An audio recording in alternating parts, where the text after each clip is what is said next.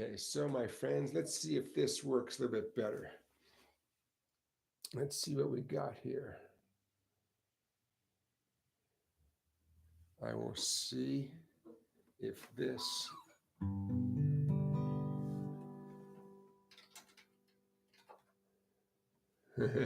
All right, Live to Fly. Can you hear me okay? It's going to be you and me, man, for a brief moment.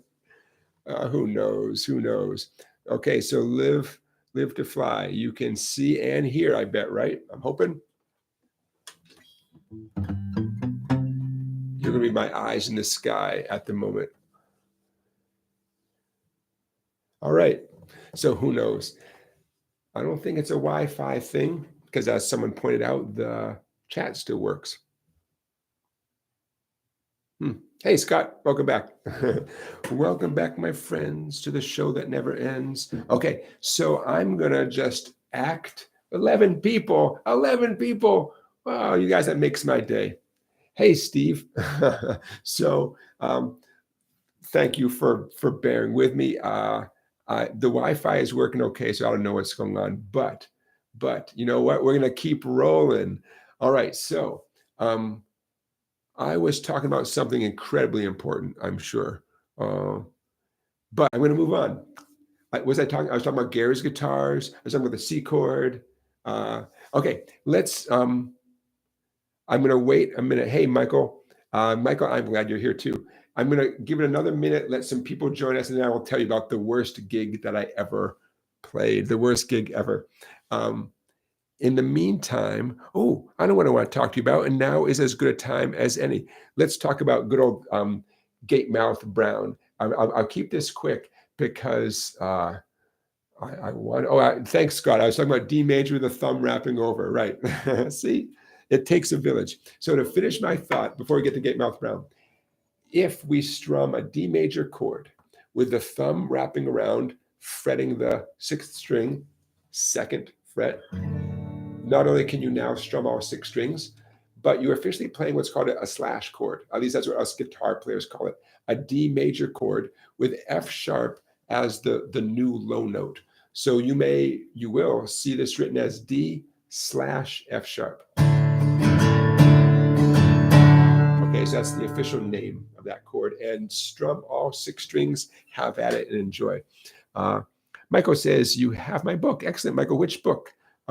This one, Michael. I call this my real book, just because you can buy a paper copy, as opposed to my books that look real, but I sell them as electronic books, and then you print out whatever pages you like. So Michael, yeah, that's the one. Awesome. I just got a new supply of these, so I'm ready to wheel and deal. If anyone wants more copies, just so you know. One reason I sell most of my books as electronic books only is this big, thick Christmas book, 200 plus pages, nice spiral binding, decent covers. This cost me at my local Staples printing center, and this cost about $50 to print out this one book the way I want it printed out. Meaning, a decent, nice cardstock for the cover and stuff. About $50. So that means to sell it to you guys plus shipping and stuff, I wouldn't expect to sell even one copy, so that's why they're available as electronic books. Harry, thank you for Harry, thank you for finding me back again. Steve, thank you. Okay, I'm going to put a couple of things in the chat here. Gatemouth Brown, and number one, I'm just a big fan. And there's a bunch of reasons why I'm a big fan. And I'll tell you one of them right now. There are certain musicians out there that I find very inspiring and enlightening. As a younger person, I read a lot of guitar and music magazines, books, newspaper reviews, interviews. I just read any information about, musicians that I could find, especially musicians who interested me or I thought might interest me. And every time I read any interview with Clarence Gatemouth Brown, man, I just related to what he said, or just it struck a chord in me. It just meant a lot to me, and just got me excited about making music and excited about being, and being in touch with my musical self. So I just posted in the chat a link. I'm going to post another one. One of these is an interview with Gatemouth Brown, and one is just a nice, a great shot of Gatemouth Brown performing. And now the interview, I believe I did watch this particular interview a long time ago. I didn't have time to preview it before our live stream. So if he says anything in the interview that rubs you the wrong way, I don't know what to say. I haven't. I don't think he will. I think you'll find him as inspiring as I do. But I have to admit, I haven't watched that YouTube interview with Gatemouth Brown probably in a long time. The other link I posted is Clarence Gatemouth Brown in performance. And you will notice, I mentioned this earlier in the live stream, that he plays without a pick. And not only that, but he has a very unique kind of hand position. So check it out. But man, I'm a big fan of Gatemouth Brown. And what you might not know, is he doesn't just play the guitar, he also plays the viola. And how cool is that? As if he couldn't get any cooler. The idea that he would pull out a viola at a gig and add that to his performance, you just don't see that every day. Okay, so I wanted to put that in there about Clarence Gatemouth Brown on this platform I have here, where 21 people are watching. And like I said before, there are probably about this live stream will get maybe 1,000 views over the course of the next week or two. So that's a lot of people who I would love to turn on to Gatemouth Brown. So if I ever were to get a cool Gibson guitar, you'll see what I mean. That style of guitar, I'd be getting it in honor of Gatemouth Brown. It's not a guitar style that I would typically be drawn to, but when one of your favorites plays a certain type of guitar, you think, oh. Then again, actually, I've seen videos of Gatemouth Brown playing a lot of different guitars. So it's all good. Okay. Hey, V. Berghaus. Oh, there you are, Val. Yeah, it was good to talk with you too. Gary's Guitars, what a cool place. So those of you who, well, if you're in the Portsmouth, New Hampshire area, you probably already know Gary's Guitars. But those of you who are passing through, I recommend it. So yeah, so I visited 3 guitar shops, all independent mom and pop guitar shops, all within, I guess within a 40-minute radius of where I was, and north, south, and west. And it's just really cool to see that these hardworking people are keeping these shops going with a bunch of good inventory, and yet they're all very different from each other. But yeah, just very, very cool to see. So don't forget to support your mom and pop shops, everybody.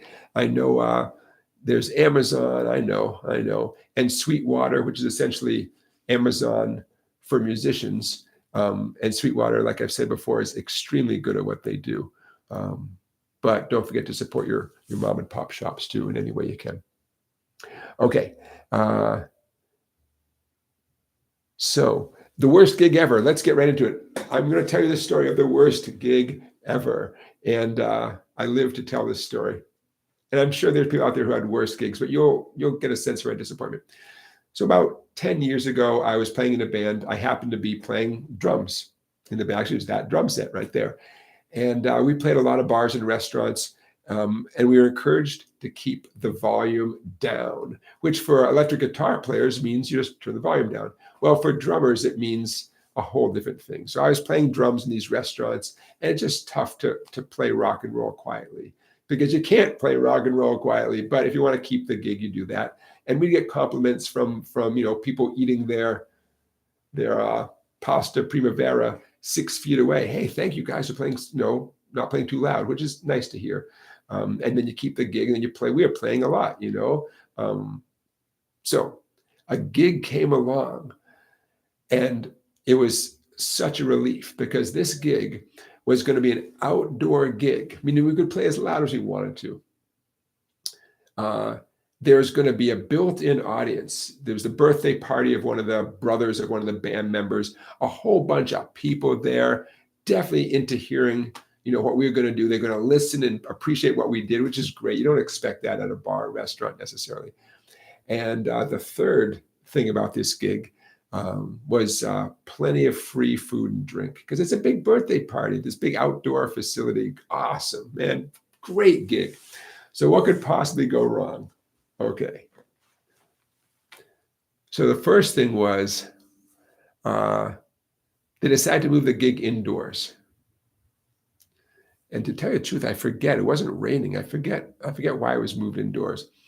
Indoors, a huge indoor, well, not huge, but a large horse barn, meaning a big dirt area with a roof, and walls. And the horses were all in their horse stalls right there. I mean, right there, right?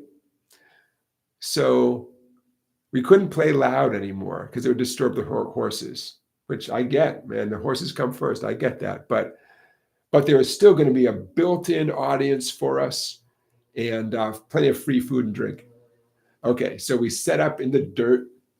I had my drums. I think I had a carpet. Drummers often bring some kind of rug or carpet or something to put their drums on. I didn't want to put it in the dirt. I think I had some wooden pallets. That they had some wooden pallets. So I put the pallets down in the dirt and my carpet on top of the pallets and my drums on top of the carpet. Well, we get set up, we start playing. Well, we're at one end of this big oval dirt thing. And because the food was at the other end and the drink was at the other end behind some glass windows, that's where all the people were. So no one was listening to us because all the food was someplace else. So just a tip, you want the food and the music and the beer all to be really close. That's how you get an audience. So people were, I'm sure they could hear us, from a distance, and they were, I'm sure, for all I know, they loved every note, but they were so far away. They were little specks off in the distance. We're in the dirt. We were playing our rock and roll in the dirt, basically, with an extension cord and some power strips and stuff. So I'm like, okay, well, so far the three awesome things, two of them didn't work out. We couldn't play as loud as we wanted to, and our built-in audience was nowhere to be found. But at least it's free food and drink, right?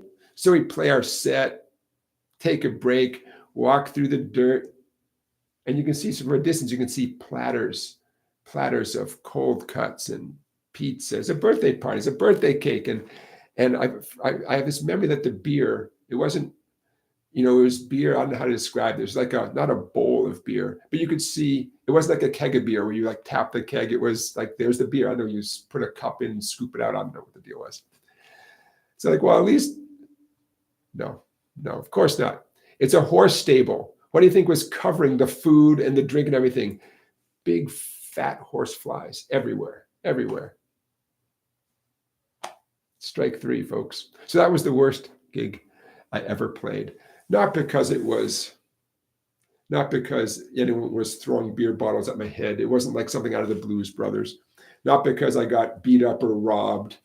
It's just a big disappointment for something that was supposed to be much more enjoyable. So there you go. There's my worst gig ever. Okay, I'm back. So let's see your questions. Scott Rhodes says, before we were interrupted, I asked a question about baritone guitars because a coworker refurbished one that looks really tough. Just curious about your thoughts on those. I grab it. Here's why, especially if you can borrow it. I love the idea of a baritone guitar. Love it. I've never played one. I know. I just visited 3 guitar stores. How did I not play a baritone guitar? There must have been one around there somewhere. I should have looked. I should have looked harder. I love the idea of a baritone guitar. Number one, for the novelty. Number two, because my vocal range is not super high. I love the idea that I could take a song that's D, G, and A, and I could play D, G, and A on a baritone guitar. So I wouldn't have to relearn how to finger the song, but I could sing the whole thing down lower, right? In theory, so I wouldn't be pushing my voice. That's my fantasy. So I'm in theory, I'm a big fan of baritone guitars. So your coworker refurbished it. If they could let you borrow it, I think it'd be fun to borrow it and have some fun and get some nice low twangy sounds just for the fun of it. I don't own one, and I don't have any plans to buy one. So I guess I'm not ready to pull the trigger and commit to it. I'd like to have one for the weekend and mess around with it to see if I would actually use it. One way I can picture myself using it is I love doing home recording, writing my own songs, putting on a bunch of instruments. I could totally see myself adding in cool baritone lines to add a nice layer, nice texture in my own recordings. 100%. Would I do that enough to justify spending a bunch of money on it? I don't know. If any of y'all want to send me a baritone guitar, yeah, I'll take it. Hey, Poopa John, welcome. Okay, so folks, I'm looking at my checklist here. I'm going to put something out there. As you may know, I'm shopping for a new guitar, not only because I feel the need to buy a new guitar, but I have taught the guitar for now 31 plus years. And I thought, I'm going to get myself like an anniversary guitar. And so I'm looking at all these guitars online. I just sit there, when I'm in line at the post office, I'm scrolling on my guitar, on my phone, looking at all these. And man, between all these awesome guitar builders around the country and outside the country, oh man, I'm finding all these places that, awesome shops outside the US. And then, of course, the whole used guitar market, there's no lack of great guitars. So it's very fun. But I've gone from being the kind of person who cannot believe people would pay money for a relic guitar, where the luthier built the guitar and they banged on it a bunch to make it look old. I've gone from being the kind of person who's like, dude, what a dumb idea. They wore me down, man. All the relic guitars have just worn me down, and now I'm open-minded about relic guitars. I'm so open-minded that I'm going to propose this. I want you guys to think about this and feel free to put your thoughts in the chats. I've gone from being the kind of person who's like, who would pay good money to have someone else beat up your guitar? What a dumb idea. Now I've swung the opposite direction. Tell me what you think of this. I almost resent now that a manufacturer, anybody, would make a guitar and coat it with such thick, glossy finish that, you could spray Windex on it and wipe it off.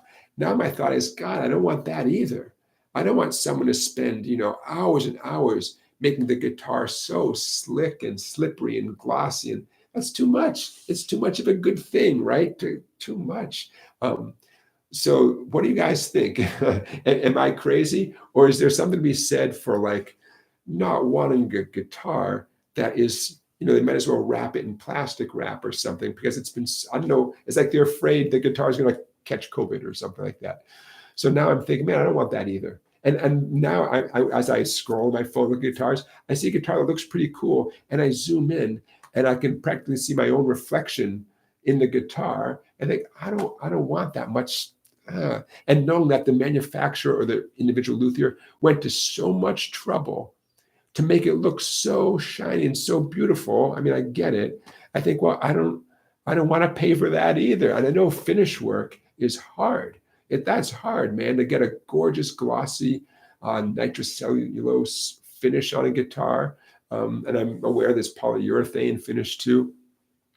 Man, so anyways, now I'm swinging in that direction. Like, well, I don't want that either, man. I don't want a guitar that looks that antiseptic, if you know what I mean. I don't know. Am I crazy? Maybe I'm crazy, but that's what I'm thinking. Live to Fly says, I try to live and let live. If people like relics, let them. Yeah, I like my guitar. I like my guitars. And people rip on Epiphone acoustics all the time. Do they? I know Epiphones are great. Why not?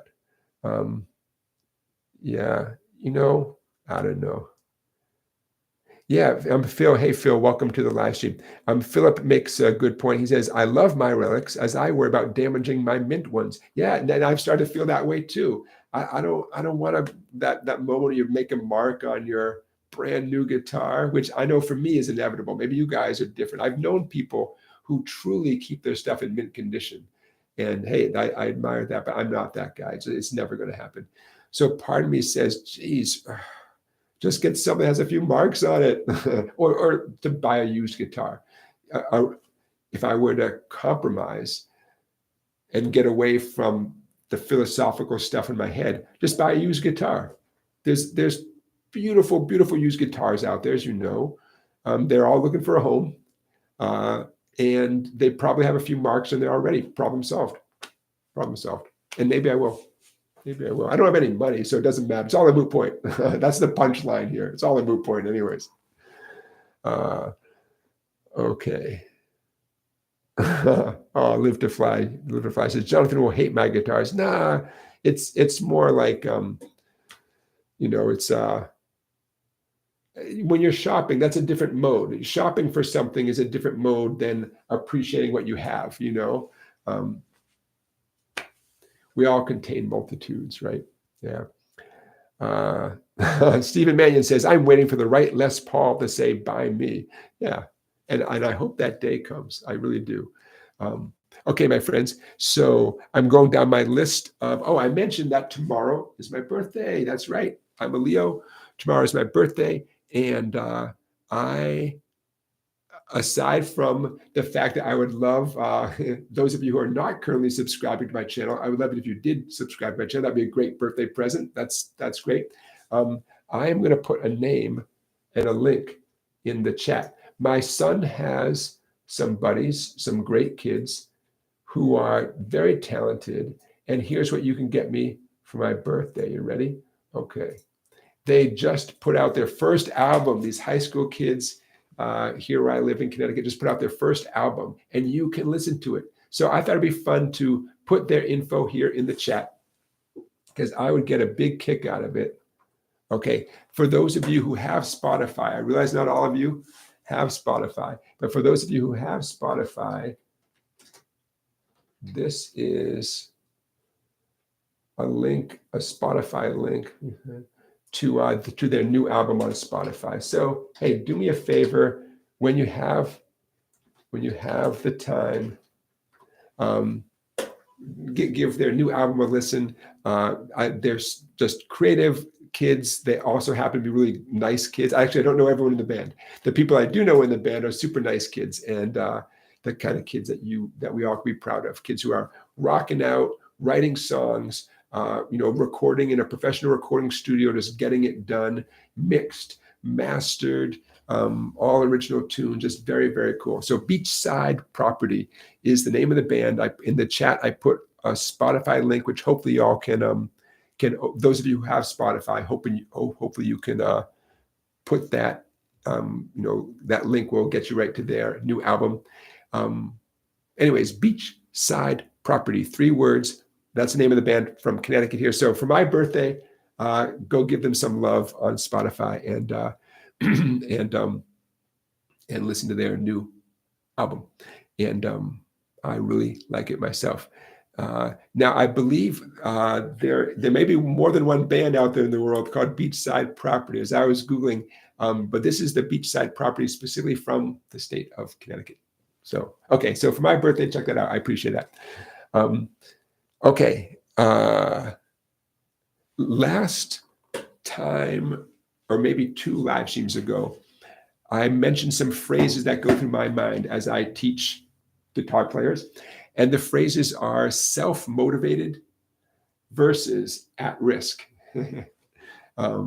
Sometimes people can almost be both, but I wanted to share this with you because remember the premise of this live stream is kind of to pick my brain or to see what my experience, my perspective is as a guitar teacher, because that might somehow affect your approach to the guitar as a guitar student, which I consider myself, by the way, as a guitar student. You'd be surprised the things I don't know how to do on the guitar, things I want to get to be good at. So I very much consider myself a guitar student too.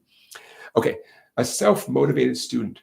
A self-motivated student is someone who is watching guitar videos on YouTube and working on specific stuff on YouTube.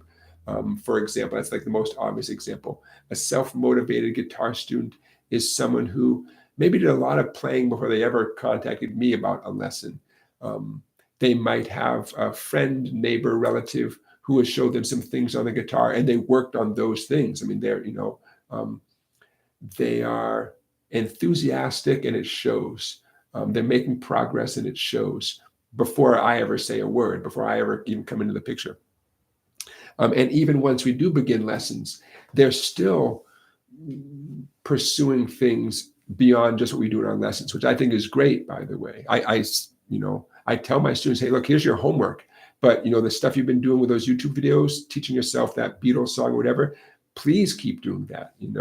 In fact, I say, if you come back next week and you say, geez, I didn't really practice stuff you gave me, but I can do Blackbird now, that's self-motivated. I can't tell you that's happened more than once. that exact example has happened more than once, self-motivated. My attitude towards that student, by the way, is just keep it going. Don't get in the way of that. Say, oh, you taught yourself Blackbird. Well, then you probably have the skills to do this. Here's a follow-up. Here's something that might be related. Or, let's pick another thing like Blackbird. Now let's do it together. Let me help you. Since you can do that without me, great. Now imagine what you could do with me, maybe. So that's what I call a self-motivated person. And I will tell that person, you're going to do fine with me or without me. You are. And I mean that. I try to be transparent. You'll be doing okay. But I can streamline the process quite a bit. So let's do it together, but I want them to know that I see them. I see you, Okay, now what's the other thing? At risk students. Now, and again, I'm aware that the term at risk usually applies to more dire circumstances, but here's why I use that term. An at-risk student is someone who, there's a variety of people. Here's one category: someone who's so crazy about the guitar, they don't seem to be able to focus. They have obvious enthusiasm. They might even be shot. They might even be buying their second or third guitar. They might be spending a lot of money on books from Amazon. There's a lot of passion, but it's like a candle burning a little too bright. And I think, whoa, and same thing. I don't want to throw a bucket of cold water on them, but it can be tough to get that student to focus. Like, look, I see you just bought 4 books on how to play the blues on Amazon. That's great. We're going to pick one thing, or maybe I'm going to pick one thing, blues guitar, and that really is going to be your homework. Really, like, you got to do that, And the reason I say this is because I have had students just burn out. They burn out, and despite my efforts, So if you see any of that in yourself, good. That means you know what I'm talking about. So if you see any of that in yourself, take a breath and realize that the passion is a good thing. My gosh, where would you be without the passion, right? But you won't get the satisfaction you're looking for until you focus in and take one step at a time, do one thing at a time, and you have to choose wisely. You can't say, okay, I'll do one thing. I'm going to learn the Stevie Ray Vaughan solo. That might not be the best choice. It might not be, So, I consider that person to be an at-risk student. Another student, an at-risk student, is someone who they had some enthusiasm. They had the reasons for getting started, and it's starting to fade away. Work is getting in the way. Family vacation. Suddenly a week goes by and they say, geez, I really haven't picked up the guitar. And they enjoy the lesson. They enjoy hanging out with me. We tell stories. Say, hey, how's your week been? But I can see them slipping away. And suddenly they miss 3 weeks of lessons because it's life, and they come back and, they really haven't had time to play. And maybe they're losing their enthusiasm. Even if they had a little time, they just played a little bit and they're not happy with how they're doing. And so that makes it discouraging. So I call that an at-risk student. Anybody can work with self-motivated people, generally speaking. The at-risk people, now we gotta hook them. So if your enthusiasm kind of comes and goes, and maybe, for example, you find yourself shopping for guitars more than you actually play the guitar. Believe me, I get that. I do. I get that. One of the solutions is picking the correct material. That's one example. We got to find something that you actually get really turned on by. Say, wait a minute, that thing, I really do want to get good at that one thing. In fact, if I could get good at that one thing, I could be happy. Not that you would never play the guitar again, but like that one thing is worth focusing on. So that's what a teacher can help with. Picking that one, that helping you focus in on that one thing. Maybe a teacher could show you, hey, here's 4 things. You say you like country music. Okay, here's 4 country related things. Let's pick one of them, and together, let's choose one of them together and focus on that one thing. But bottom line is, I've lost students over the years who they sort of fade away, and I do think to myself, what could I have done to keep them going?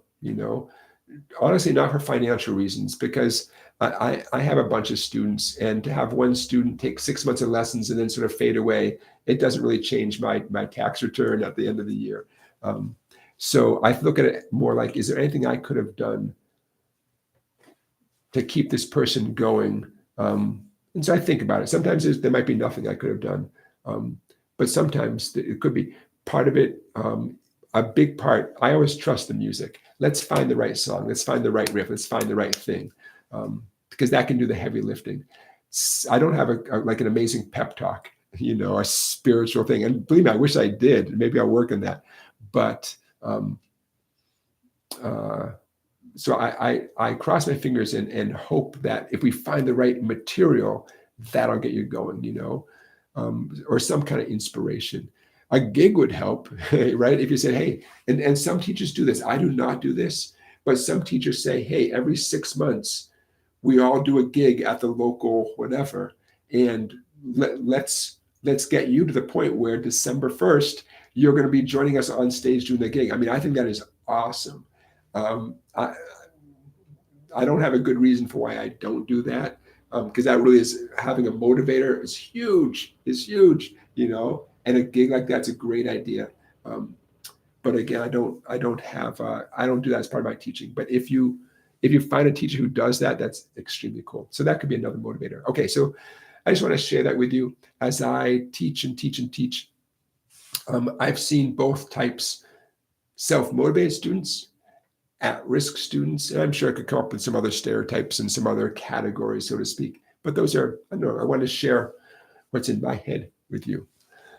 Okay, thank you for the happy birthdays, everybody. I appreciate that. Hey, Todd. Okay. Yeah. Oh, Scott, you're making a good point. Hey, say you're taking lessons from someone and they move out of town, they pass away, something like that happens. That's tough, right? That's not the way it's supposed to be. Hey, Susan, welcome back. Susan, I think you were with us in the chat before we, I don't know what happened. I guess obviously we don't want our live streams to be interrupted, but I don't have a reason. I don't have an explanation for why our live stream got interrupted. I'm sorry about that. I'll try to figure it out, but I don't know. I don't think it's a Wi-Fi thing, because as some of you noticed, that the chats kept going. Okay, my friends, I'm going to try to wrap up at the 2-hour mark, which gives us about 25 minutes left here. Okay, so beginner guitar is asking a question himself, our moderator. If you take a major chord and you flatten the third, it becomes a minor chord. Yeah. And what we're talking about now is the theoretical, the theoretical definition of how a major and minor chord are different, and that is 100% accurate. But let's talk about it at a physical level too, because you guys, a bunch of chords, I'm sure. E major, E minor, E major, E minor. See what my pointer finger is doing? E major, pointer finger, third skinny string, G string, first fret. E minor, the third string is open, right? So there's a physical manifestation of what beginner guitar lessons is talking about.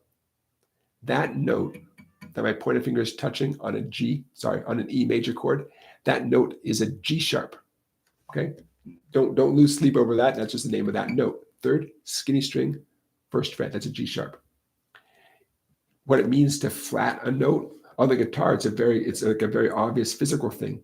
You move that note backwards towards the headstock. You move that note backwards one fret. Well, we're at the first fret. To move it backwards essentially is turning it from a first fret note to an open string, first fret note, open string. We've just flatted the G sharp. And so now the G sharp is the open G string. It's now a G natural. Was G sharp, G natural. So that's that's what it means in a physical sense to turn a major to a minor. Why am I focusing on the pointer finger note of an E major chord? Because that note, bear with me here, bear with me, that note, G sharp, is the third note of an E major scale. Why am I talking about the E major scale? Because the E major chord is our reference point at the moment. Everything in music, everything sooner or later ends up being a discussion about major scales. everything.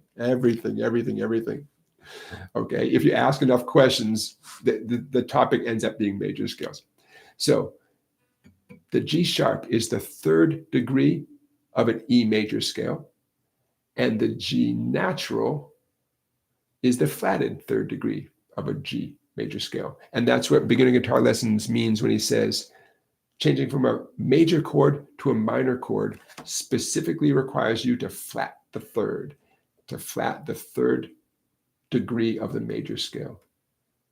And so here's another example: D major to D minor, D major, D minor, D major, D minor. Okay, by the way, D minor is like of all the most common chords, D minor seems to be the least used. I don't know, who knows why? It just is, I mean, it shows up in songs, but nowhere nearly as much as a lot of the other most common chords. Okay, so D major. First, treble E string, skinny E string, second fret for D major, but it's the first fret for D minor. We flatted that note. Okay, D major, D minor. Now, some of you may be 100% comfortable playing both those chords, but maybe never thought about theoretically what's going on. F sharp, skinny string, second fret. F sharp is the third degree of a D major scale. Again, why are we talking about D major scale? Because I'm using the D major chord as a reference point. F sharp, skinny string, second fret. That's the third note of a D major scale.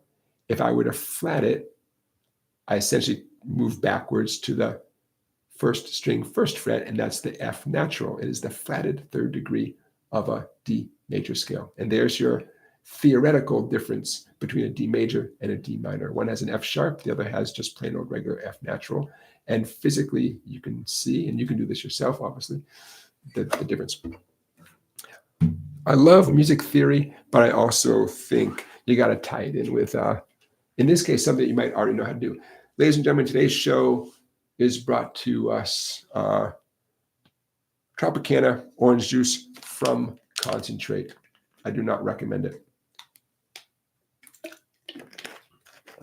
I really don't. That is some nasty stuff.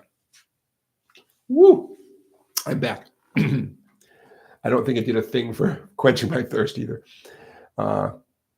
Yes, A to Z, me, is quoting one of the best D minor quotes of all time from Spinal Tap.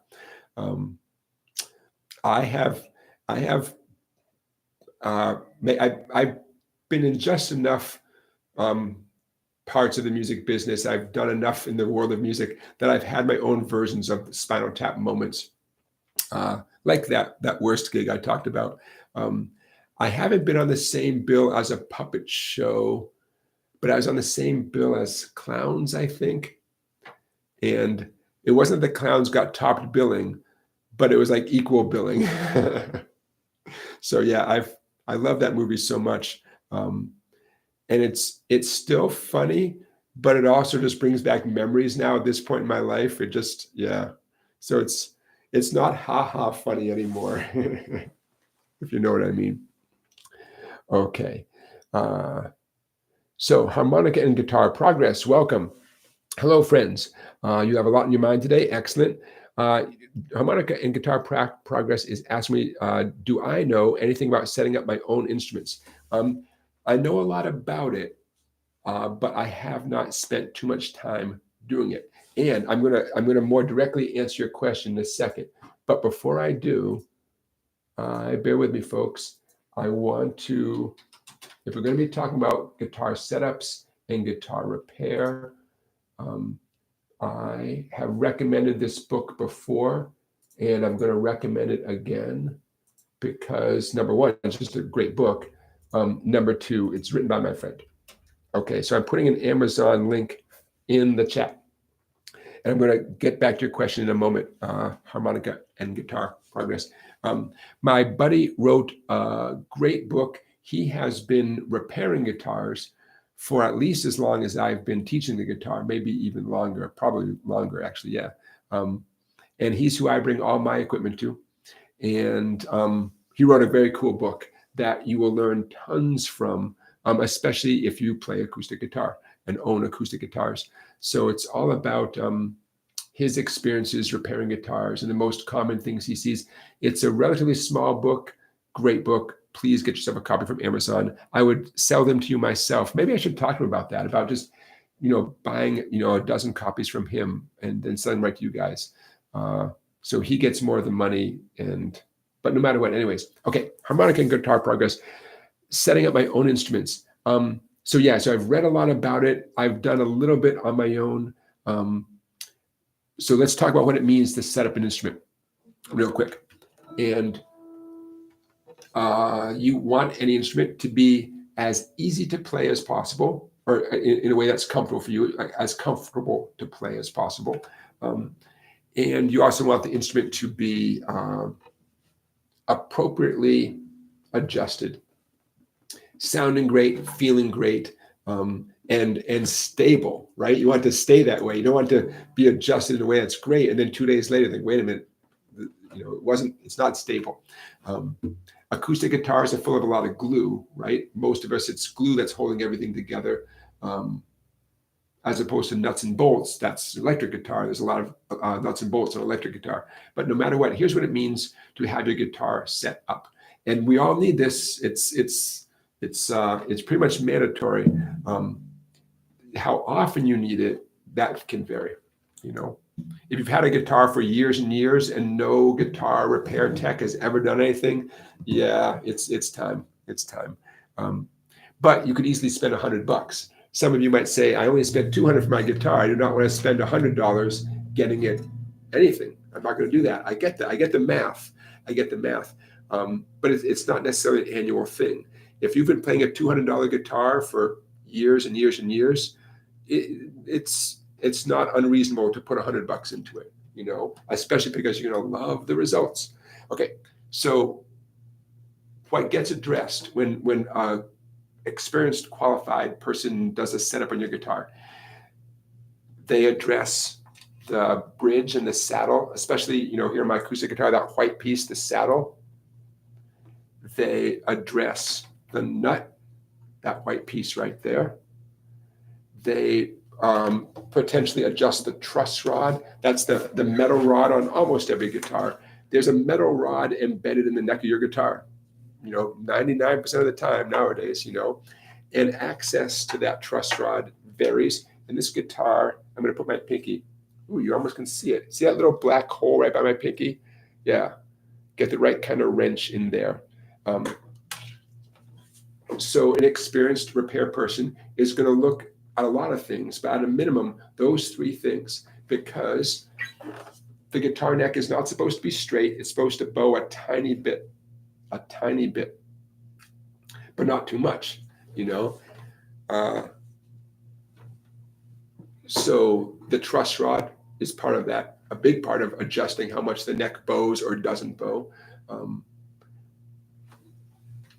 how hard the strings are to press down, that's partly adjusted by the truss rod, but it's partly adjusted by the saddle. And don't forget, electric guitars have saddles too. They just don't look like a little white piece like that, right? It's like metal pieces, but they're adjustable, or they should be adjustable. And same thing with the nut. Those little slots, there's a lot of science going on. What to the naked eye just looks like 6 little slots in the nut of your guitar. There's a lot of science going on there. Don't take those for granted. Don't do what I did as a dummy and just stick a file in there and say, oh, I'm going to make this deeper or whatever. That's not how it works. You get the guitar back and the strings feel so good. Oh, so much easier to press down, especially if you haven't had anyone do this ever or in a long time. Oh, you're going to think, why did I put that off? They're going to put on a fresh set of strings for you. Oh, it feels so good. It sounds so good. Something that a repair person is going to be looking for is, hey, are these tuning machines, the 6 guitar tuners, are they still doing their job appropriately? Are they slipping? Are they getting worn out? Bad news is they don't last forever. The good news is the parts themselves don't have to be particularly expensive. But anyways, that's something that can fail, for lack of a better term. Your guitar tuners over time, they don't last forever. So that's something that you want to have checked out, especially if the guitar is not staying in tune. Okay, so anyways, when someone does a setup, these are some of the things that are going through their mind. And any experienced guitar person, guitar tech, they do this all day long, and they're good at it, and they're relatively fast, and they know what to look for: acoustic guitar, electric guitar, and you're going to love it. So, do I do it myself? A little bit, depending on the guitar. Electric guitar, the nuts and bolts holding it together, I'm a little more confident doing some small adjustments. Acoustic guitar where there's glue involved, I don't mess with anything that's glued down. Oh, here's an example. It's extremely common sooner or later for this dark brown bridge, the bridge of the acoustic guitar, for it to come unglued over time, a little bit, And I always use this as an example because this is how I was taught. If you can take a business card and slip it in the space between the top of the guitar, the wood, and the dark brown bridge, if you can sneak that in there because it's lifting away from the top a little bit, get to a guitar repair person immediately, because they can glue it down and clamp it down promptly and you're all set.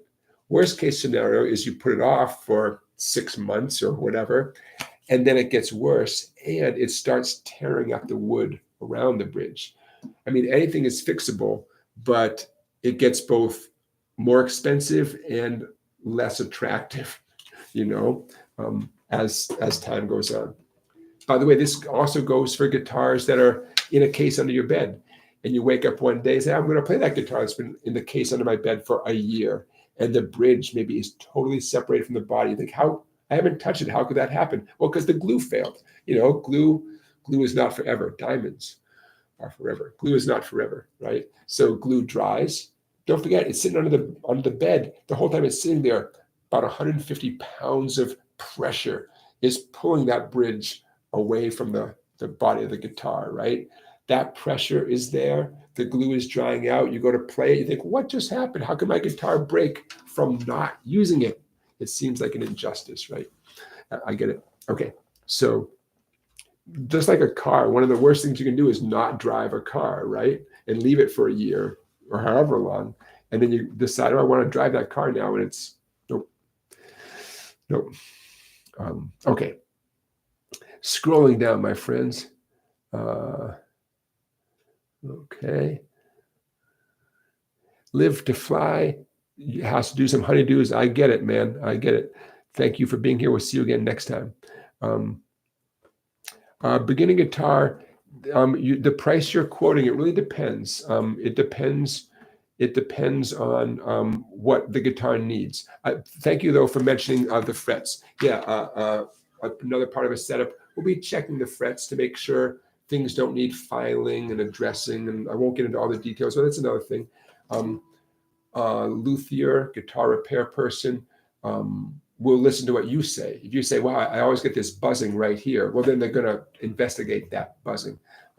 So to some extent, the price and the needs are going to be based on what you're communicating. I mean, I'm sure they'll look for problems, but it helps if you have something that you've noticed. You might think your guitar is great. You say, actually, my guitar has no problems. Okay, but if it's been a few years and no one's ever done anything to your guitar, it's worth it. It's worth it. And you can always ask for a quote. Hey, how much is a basic setup? So I'm comfortable saying, prepare yourself for $100. I have a feeling that if it's more than that, well, number one, they should tell you if it's significantly more than $100. But number two, I'm talking about adjustments as opposed to saying, hey, I have an Epiphone Les Paul and I want to upgrade stuff. That's not a setup anymore. That's like, you're modifying and upgrading your guitar. That's a different can of worms, Okay. Oh yeah, Danielle is bringing up a good point. Now Danielle, here's what I want to tell you. Danielle says, that reminds me I should get my D18 looked at. After 50 years, the pick guard is starting to curl up at the edge. Yeah, now it's worth finding a repair person who is a Martin warranty repair center. They're authorized by Martin to do Martin warranty repairs. Even if it means driving to get to them, because anecdotally, I've heard that Martin is kind of liberal about what they cover. And it's possible that you'll get the pickguard addressed for no cost. It's possible. So consider that, especially if you have to drive to find a Martin authorized repair person. Instead of driving there first, call them on the phone, send them some pictures of your guitar, and just say, hey, I'm hoping this is covered by the Martin warranty. It can't hurt, costs you nothing, right? Because I've been surprised at what Martin, and they're not the only company, but I've been surprised at what Martin will cover. And so it's worth doing that. But you don't have to send it to the Martin factory down there in Pennsylvania. You don't, there's authorized people all over the country, and just reach out to one of those folks. Potentially if you had to ship it, it's not a crazy idea. If all you have to pay for is the shipping, they'll give you advice on how to package it and ship it. And they ship it, they do the work and they ship it back to you. And maybe actually they could do everything. They could go over and do a whole setup and do all this stuff. Best case scenario though, there's someone close by and you can drive over there, show them, and have all sorts of beautiful work done. But yeah, always a good time to have a nice old guitar looked at. But that's not an uncommon thing. I don't quite know the science about what's going on. The pickguard is shrinking because it's drying out. I mean, it's above my pay grade, but I've definitely heard about that, not just with certain brands of guitars, but just in general, it's not unheard of. Okay. I'm looking at oh my gosh, I almost forgot. Okay. Those of you who have stuck with me, what are we looking at? We're looking at 32 people. And 18 thumbs up. Okay, so I need 14 of you for my birthday. 14 of you to give today's live stream a thumbs up. Okay, my birthday, I know it's not till tomorrow, but it costs you nothing. Let's get those thumbs up. Okay, and I'm going to reward you, honestly, for sticking around, because one of the best things you can do, one of the funnest things you can do as a guitar player is to learn to improvise, play guitar solos, right? Make up a guitar solo on the spot. That may be your goal, or it may be one of your goals, or maybe it's not your goal. But this is something I feel strongly about, and here's why. I've had a few students over the years who are surprisingly good at improvising. I'm talking about students who aren't necessarily great at the basic chords. They're still like trying to remember, okay, how does D go? But they can improvise surprisingly well. And I was shocked and just dumbfounded when I became aware this is a real thing.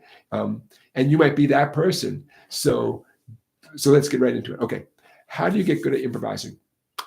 Well, you learn a good scale and you apply that scale to a backing track. And I did a little homework before today's live stream because I care, and I do care. And I found a good backing track. There's a million of them out there, but here's a backing track. Okay, we'll talk about. Okay, we'll talk about what this means. Okay, so in the chat, I just put a link to a nice bluesy backing track in the key of E. So it's an E blues. What does that mean? A backing track is a whole bunch of instruments all playing together without any one lead instrument. There's no melody, there's no saxophone solo, there's no singer on top of it. It's just a band playing. I think this backing track is almost 11 minutes.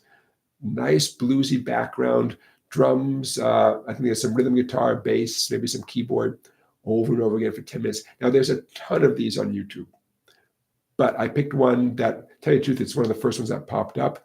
But I previewed it, it looked great, so I thought, okay, let's go with that one. So what you do is you, after our live stream, don't go anywhere yet, after our live stream, you get that backing track going. Oh, the one I picked, I believe it's not monetized, which means there's no ads. No ads. Even this live stream has ads, right? I think, I think some of you might have noticed ads, that not all of you, but some of you might have had ads pop up. And certainly when this gets rebroadcast as a video, a couple hours from now, there's gonna be ads. This backing track has no ads. So another reason to like it. Okay, you improvise along with the backing track. What do you improvise with? Don't go anywhere. I'm going to show you in a second, but this is awesome, fun, addictive, and one of the absolute best ways to get good at being a guitar soloist, Okay, so here's what we're going to do. Our premise is that we're in the key of E and it's a blues song. So it's not going to be a shocker to you when I say an E blues scale is the right source of notes to go along with an E blues backing track, right? Now, grab a pencil, okay? When I do a timestamp of this video, I will put the tab in for what I'm about to show you, but you don't want to wait. It's going to be a few days before I timestamp this. It better just get a pencil right now. And some of you might have photographic memories. That's awesome. But, okay, you ready? An E blues scale in open position down here.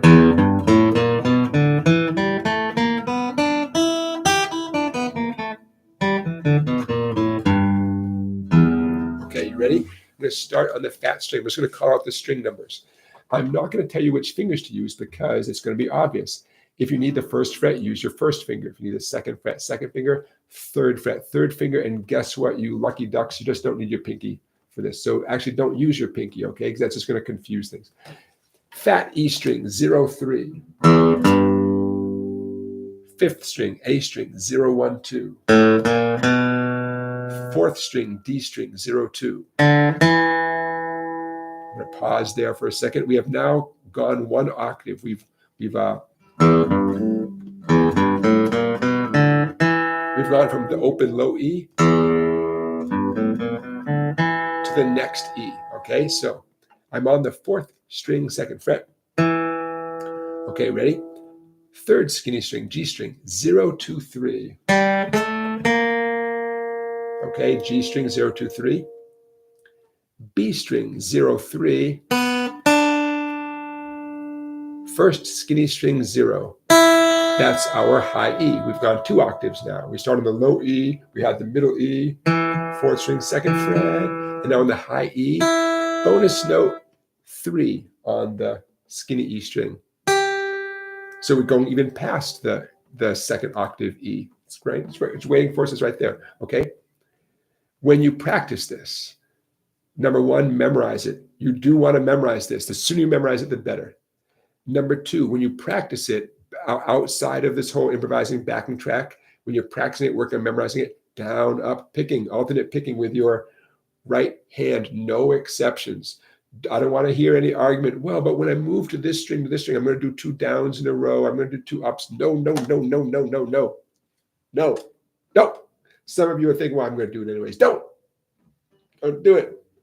Down, up, down, up, down, up, down, up, down, up, down, up, down, up. You will not regret it. Why would I make such a big deal about it if I didn't feel 100% confident. Okay, so you practice it, you memorize it down at picking. Then as soon as possible, you pull out the backing track, you begin improvising. Okay, so now what does that mean? I could say, oh, you just do whatever you want, because that's true. But you're paying good money here. Let's give you some like more specifics. Oh, don't forget, there's a super chat option if you do want to pay good money. All right, I thank you in advance for any super chats. You might look back and say, dang, this is a lot of fun. 2 days from now, you have all this thing like, maybe I should have done a super chat because this is so fun. Okay. If you want to sound like you know what you're doing, I'm going to give you some tips right now. So don't go anywhere. We got 31 people and 31 thumbs up. Oh, 32 people and 31 thumbs up. Oh, 30. Oh, okay. I'm going to stop looking at the numbers. It's not about the numbers. Okay. At first, if you're like me, if you're human, you're going to put on the backing track and you're just going to noodle. And you're going to sound like this. Here's say this is the backing track. And you're going to be like, okay, here I go. I'm going to take the notes in the scale. And you start playing you might play them in the order of the scale. It doesn't sound great, and then you say, oh, I'm going to jump around a little bit. It sounds like spaghetti, and I like spaghetti, but not this kind of spaghetti, So that's okay. That's how we all start off. You kind of noodle around and it sort of sounds like blues and the backing track is going. Okay, so you get over that hump where you're just fooling around. Okay, and we all do it, So now let's get you sounding good. There's a bunch of tricks to sounding way better than you are. And I mean that respectfully because I do this myself. I want to sound better than I am, So here's the tricks. Play in phrases, just the way like a person giving a speech may speak in phrases, but then they pause because they want you to think about what they said. Okay, so check this out. Here's the backing track, right? Or something like this.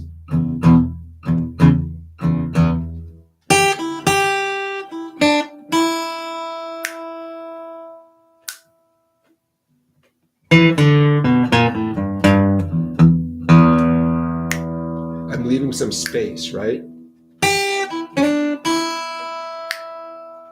Believe me, it could sound so much worse than this.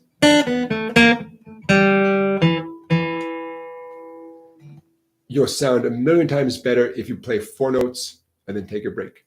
5 notes, take a break. It can be hard. It can be hard to discipline yourself. Some of you are going to be better at that than others. No matter what, though, you'll sound so much better just playing a few notes. Here's who does this naturally. Imagine you're a sax player. You're going to run out of air. You have to take a breath. You can't play forever, right? You play, okay? They're going to do this naturally. Let's be like them. Let's play a few notes. Take a break. You could be super disciplined and say, I'm only going to play 4 notes. Great. That's terrific. Or you can just follow the general idea and 5 or 6 notes, take a break, 3 notes. You get the idea, though, right? Phrasing. You're going to sound so much better. Trust me. Slightly more advanced, but equally important. This has made this makes me a better guitar player. So I have to share it with you. Sing what you play. Hear me out. Hear me out. Okay. You don't have to sing loudly or perfectly, but you will play better. I'm telling you, I can't 100% explain it. Again, here's our hypothetical YouTube backing track, right? And here's me.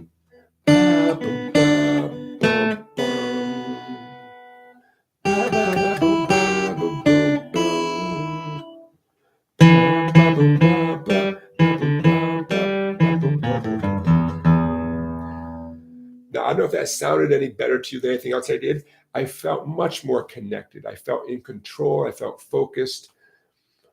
I'm just telling you, it makes a huge difference, a huge difference. Interestingly, a saxophone player, that's one thing they can't do, right? They're too busy. They can't sing while they play, I don't think, right? Not exactly.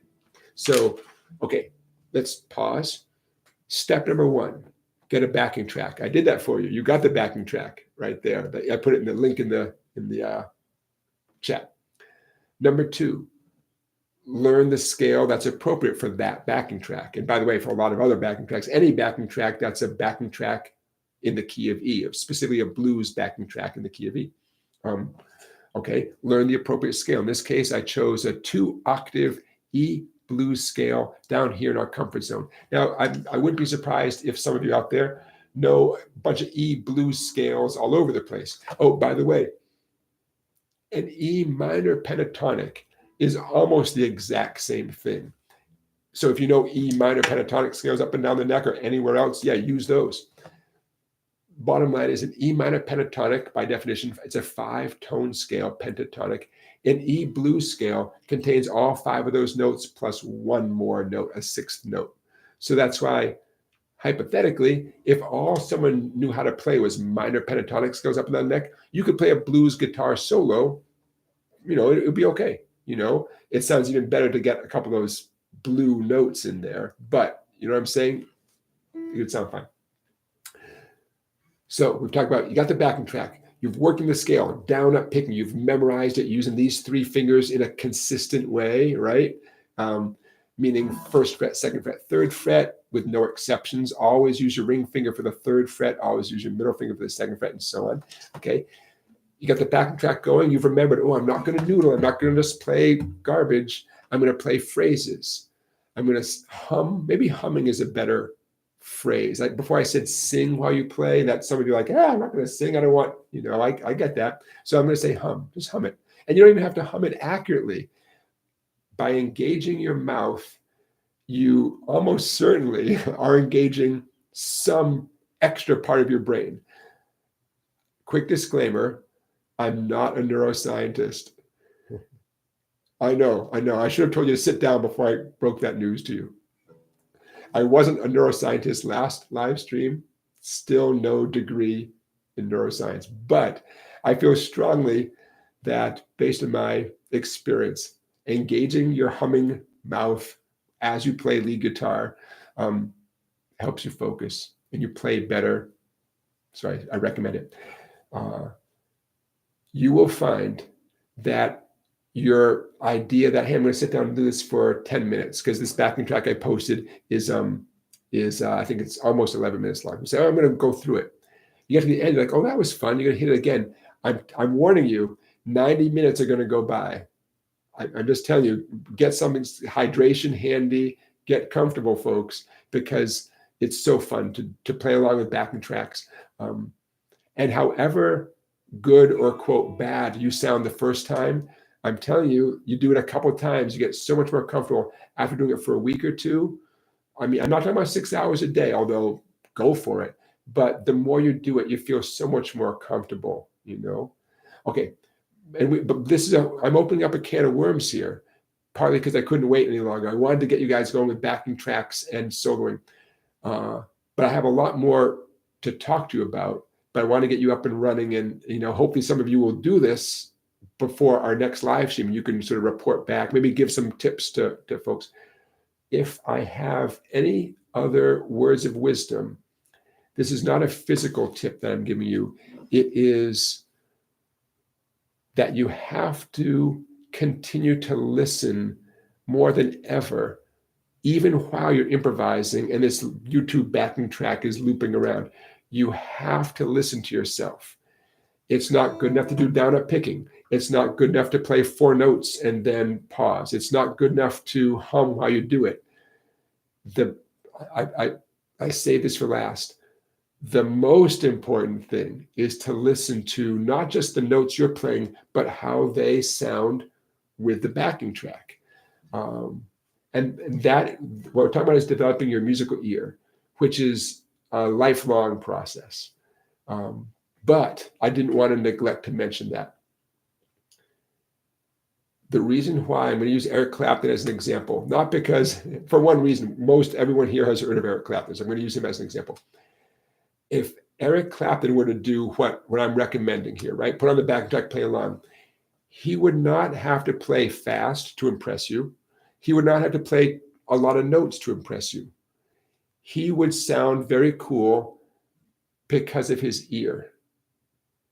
And I'm going to stand by that. You might say, well, but he's going to have a sweet Eric Clapton Stratocaster. We have a sweet $3,000, $10,000 amp. He's gonna, what makes him sound good, I'll stand by this. What makes him sound good is his musical ear, which he developed over time. He could do it with one finger. And I mean this, I'm not being goofy now. I want you to think about this. An experienced guitar player could impress you with one finger. Not because they're using one finger. They could turn like this, and they could play something, and you might not even be aware they're playing with one finger. Take my word for it, I'm playing with one finger right now, okay? I'm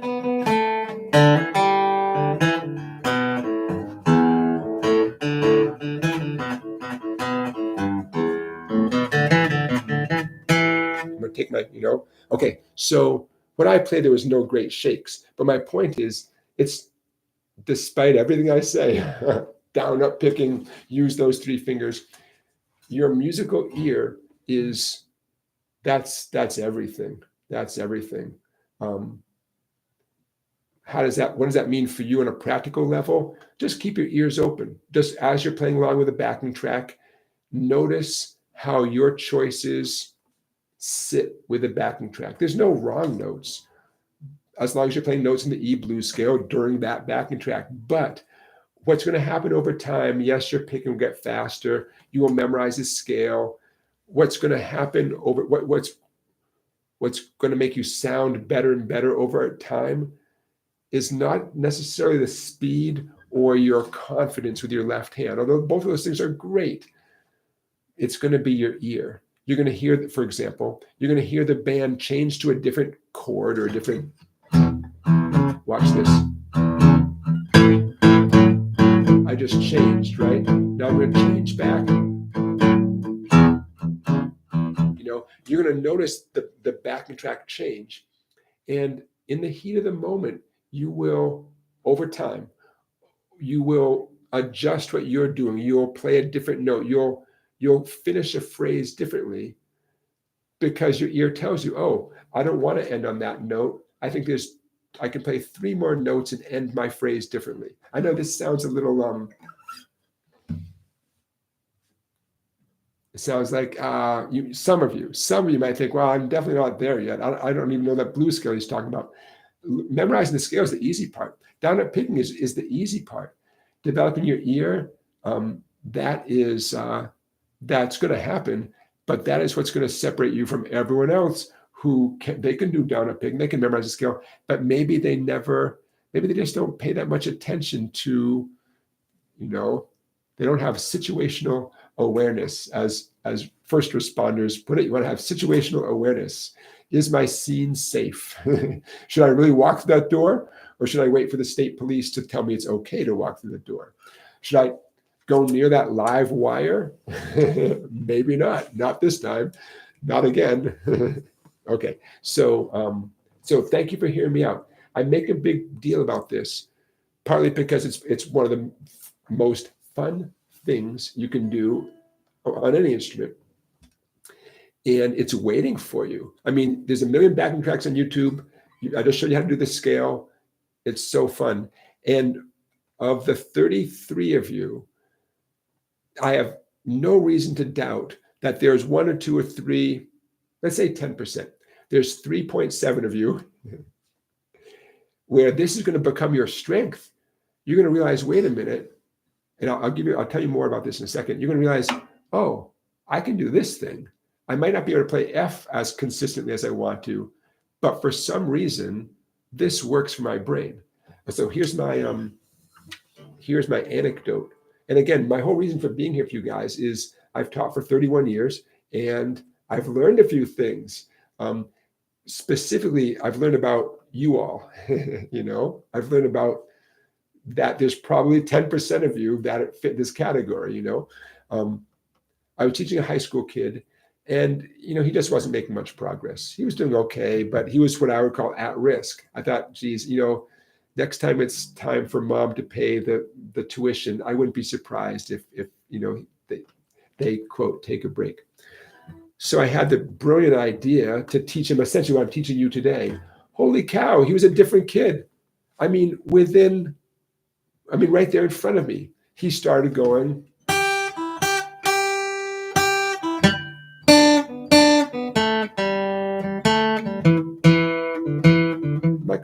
God, I felt like such a dummy. So now I know to introduce that improvising a little bit earlier in the process, especially if the person is not finding success. Because that's the whole point, I want you to find success somewhere, but especially in a way that makes you happy. You could learn a song and say, I can play a song, but I don't like that song. That's, Okay. So yeah, let's say, why not? Let's say 10% of you, this is going to be your comfort zone. Well, this is going to be your strength. What's significant about improvising is, I don't want to say there are no rules, but you have so much more freedom. If you're playing Sweet Home Alabama, if you're playing Wish You Were Here, you really don't have any freedom, right? Either you're nailing it or you're on your way to nailing it, or you're maybe doing a simplified version, but there's not a whole lot. Improvising, by comparison, you can kind of do whatever you want. And that's scary to some people. I get that. I've seen that student too, who's like, tell me what to do. And I say, oh, improvise. Yeah, but tell me what to do. So, and I get it right away. I say, okay, that's this type of student. I'm not gonna push it because they're so out of their comfort zone.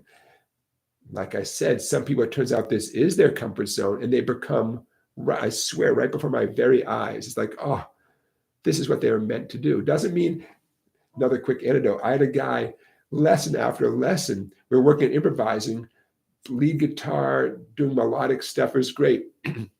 Weeks are going by, and I mentioned something about a D major chord. And he goes, oh yeah, how do you do D again? I thought, okay, wait a minute. We got to press pause for a second here. Because no matter how well he's improvising, you got to know how to play D, So I kind of laughed to myself. I didn't make a big deal about it, but inside I was thinking, can't send him out in the world without having him know how to play a D chord, no matter how good an improviser he is. Okay. So I've had that experience a couple of times in my life where I've seen someone who's surprisingly good at improvising. That's why I'm sharing it with you. Okay. So I know. Holy cow. I'm going later than I intended. Okay, I see some super chats, and I want to say first of all, I want to say thank you for the super chats. I see a question from Music Fan. Music Fan, I'll get to your question. I will. Give me a second, Music Fan. I'm scrolling just to make sure. Thank you for the birthday wishes, everybody. Hey, don't forget that band. Did we lose that thing I posted? One more time, folks, I'm going to post a link, and I'm going to say goodnight soon, I promise. I'm going to post another link to this very cool band in my town, these high school kids who are just rocking out. And I thought to myself, I'm going to plug their band in the chat. Okay, so for those of you who have Spotify, do me a birthday favor. Check out the band called Beachside Properties on Spotify. I hope a handful of you have Spotify, and I think I would get a kick and they would get a kick for you check out the new album. Very cool album. Okay. But I appreciate the birthday wishes. Thank you, everybody. I'm looking. Beginner guitar lessons. He just did a video on the E blues scale. Sure, beginner guitar lessons. Go ahead and put that link in the chat. Go for it. Yeah, Scott Rhodes, thank you for the super chat. I appreciate it. Beginning guitar lessons. Thank you for the super chat as well. Music fan says, when are you coming home tonight? No, she says, do you pick up the string of notes of the scale where you left off? Oh, yeah. Great question. You could do that. That would be a very linear thing to do. So I'm gonna, here's our scale. I'm gonna do one octave of the E blues scale. Okay. Now I'm gonna play the first few notes. I'm gonna pause, like I told myself, it's a good thing to pause. But then I'm gonna pick up right where I left off. Nothing wrong with that. Great idea, but you don't have to. But it's a great idea. That's a thing. Oh, hey, Matthew. Thanks for joining us. It's almost like you're playing a game. because don't forget this backing track's going to go for this particular one almost 11 minutes. You got plenty of time. When you're done, hit rewind. Does anyone say rewind anymore? And it starts over again as if nothing happened, so there's lots of like little games or little pursuits you can do. And I always forget to mention this. Don't underestimate the value of hitting the same note a bunch of times. I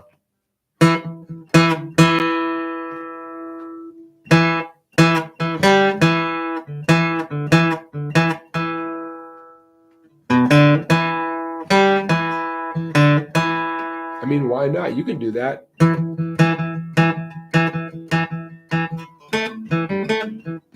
Repeating a phrase. You know what I mean? So, I mean, endless possibilities. But it's good to think about it ahead of time and say, this time I'm going to experiment with XYZ, see what happens. That's how you learn stuff. It's also how you develop your own style too, Hey, Stephen. Stephen says, thank you for the entertainment. You are very welcome, Stephen. Susan, like a call and an answer. Yeah, call and response is another thing to think about. Do a little call. Again, I'm still using the E blues scale, but a little call. And then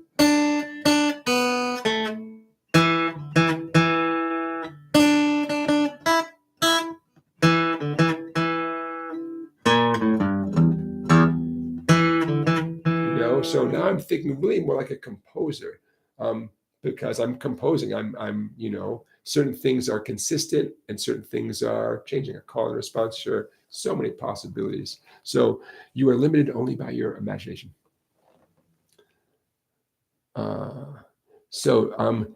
Ted Peterson, thank you for joining us. Harry says, can you show it down the neck? Yeah, we're running out of time. I will next time. If you remind me, we could do, hey, here's how you play the E blues scale all over the neck. Yeah, next time. But don't wait for me. Google it, I don't mean to, it's just that I know it's getting late, Okay, last few questions, and then we should say goodnight. Harmonica and guitar progress says, any tips for electric guitar tone? I have a nice Gibson SG with a small orange amp. Am not an expert on amp settings. Well, hey, you're starting with good equipment, right? So that's good right there.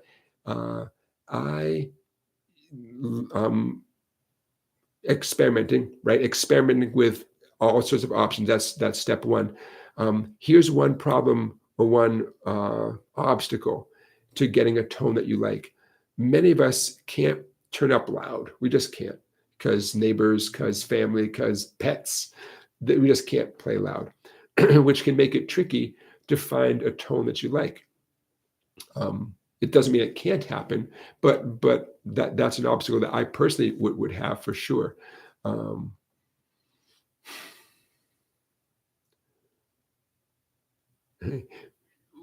You could wait till no one's home, turn up nice and loud, and use that as a starting point. I don't mean so loud you're hurting your ears, but if the amp goes to 10 or 11, or put up at 4 or 5, louder than you would otherwise, and use that as a starting point. Not a crazy idea. I'm assuming that like most amps, there's both a clean channel, a clean option, and there's the distorted, sound option where gain is added to get that grinding grrr kind of sound. That is not better than the clean sound, but it's an option. It's a very, classic stereotype lead guitar, piercing, grinding, rock and roll kind of sound. Doesn't mean you have to choose to use it. Sometimes it's the right thing, sometimes it's not. But once you get into that dirty, distorted sound, that's one unique tone that you're working with, and the clean sound is another unique tone. So in terms of, exploring that amp, exploring the guitar, I wish I could give you some very concrete things. I can tell you what I would do. On the guitar itself, volume and tone up 100%.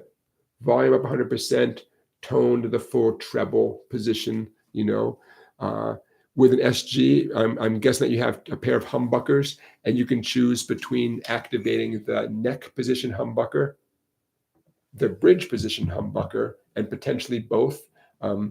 So right there, that's huge.